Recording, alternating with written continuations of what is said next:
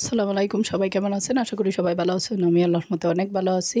তো সুন্দর একটা শাক রান্না করতেছি, ভাবলাম আপনাদের সঙ্গে শেয়ার করি। তো আজকে আমি হারমোনি শাক রান্না করব। তো এই রান্না একদম সিম্পল, তো ভাবলাম আপনাদের সঙ্গে শেয়ার করি। আর অসুস্থ থাকার কারণে চেষ্টা করি তারপর আপনাদের পাশে থাকতে।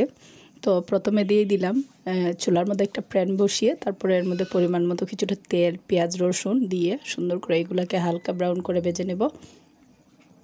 প্লিজ যারা ইউটিউবে দেখেন অবশ্যই আমার ইউটিউব চ্যানেলটাকে সাবস্ক্রাইব করে দেবেন, আর পেজ থেকে যারা দেখেন পেজটাকে ফলো দিবেন। তো এই তো হালকা বাদামি করে নিয়ে তারপরে কিছুটা কাঁচামরিচ দিয়ে দিলাম। আর এই শাকটা সিম্পল হলেও খেতে কিন্তু ভীষণ মজা। আশা করি আপনারা পুরো ভিডিওটা দেখবেন, অবশ্যই কমেন্টে জানাবেন কেমন হলো আমার শাক রান্নাটা।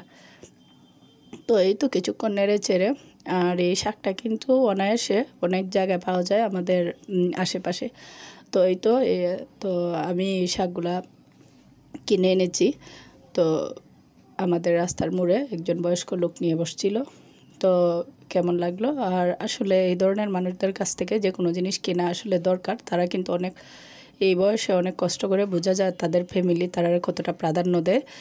তো এই জন্যই কিনে আনা আসলে। তারপর ভাবলাম যেহেতু এইভাবে কিনে আনলাম তো আপনাদের সঙ্গেও শেয়ার করি। তো এই তো শাক রান্নাটা অনেকটা প্রায় হয়ে আসছে, দিয়ে দেওয়ার পরে কিছুটা ঢাকনা দিয়েও কিছুক্ষণ ঢেকে রেখেছিলাম।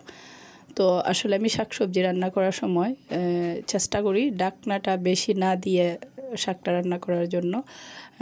কালারটা নষ্ট হয়ে যায়। তো আমার সবুজ শাকের মধ্যে সবুজ কালার থাকতে আমার খুবই ভালো লাগে। তো আমি চেষ্টা করি সবসময় শাকটা এভাবেই রান্না করতে। তো এখন পানিটা শুকিয়ে যাওয়ার আগ পর্যন্ত চুলাতে এটাকে বসিয়ে রেখেছি, যাতে করে একদম পানিটা শুকিয়ে যায়। আর পরিমাণ মতো লবণ দিয়েছিলাম, লবণটা দেখাইনি। আর দেখলেন তো কাঁচামরিচ দিয়েছি, পেঁয়াজ, মরিচ এগুলাই, আর বেশি কোনো কিছু না। তো শাকটা অনেকটা পানি টেনে আসছে, তখন এখন একটা সার্ভিং ডিশে আমি তুলে আপনাদেরকে দেখাচ্ছি আসলে কতটা সবুজ কালার এই শাকটার।